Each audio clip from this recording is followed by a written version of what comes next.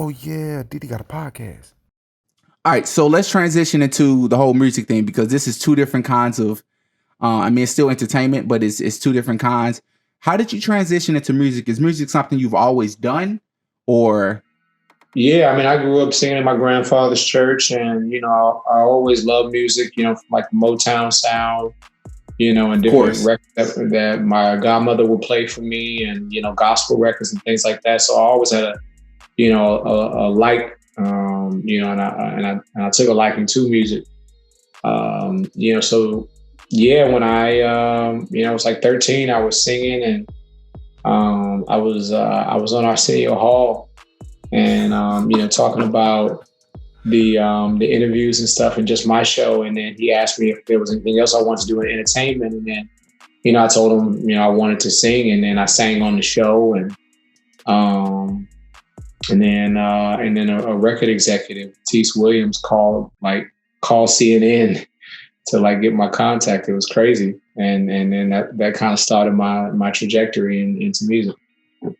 Now, I mean this once again with the most utmost respect. But it seems like you talk about this stuff. I think I'm getting in here somewhere here and there. Like, you understand that this stuff is like, it's a blessing. I mean, you said that at the very beginning, that it's all a blessing.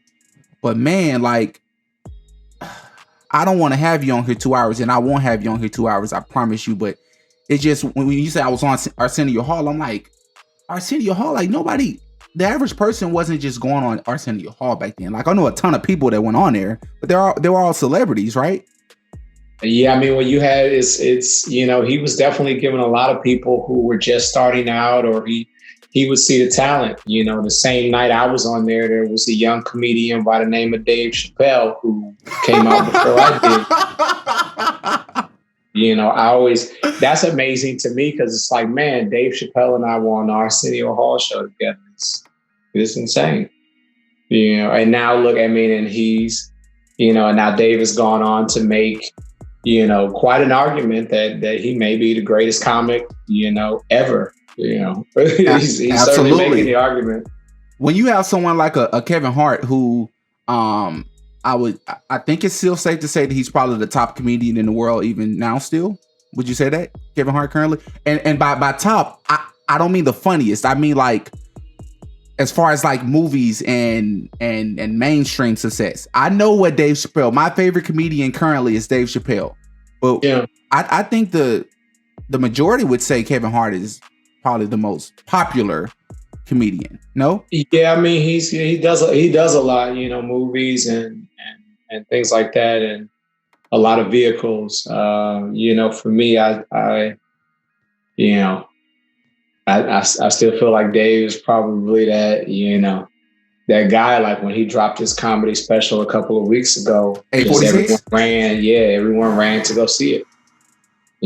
That's amazing. And the story behind it. I mean, it's not a secret at all. Like, he just pulled up. Like, that was like a last second thing, right?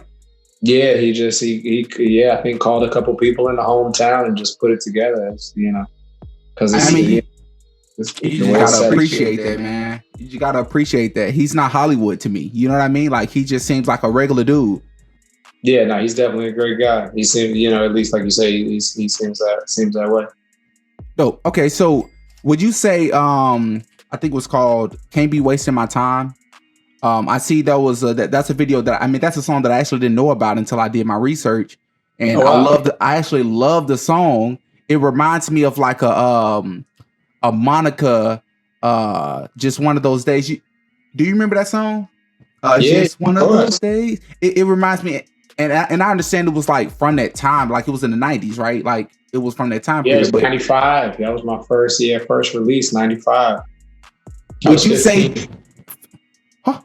How old? Yeah, I was 15 when that record came out. I was come on, man. 10th or 11th. Yeah, 10th grade, I think. Yeah, 10th grade. Yeah. I didn't know that.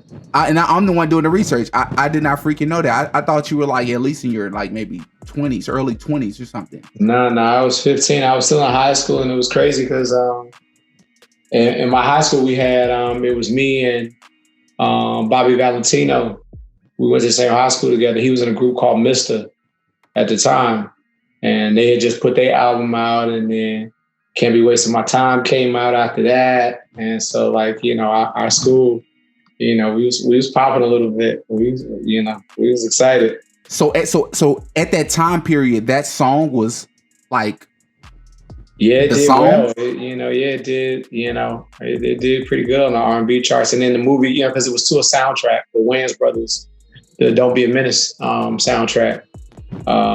That's what Can't Be Wasting My Time was from.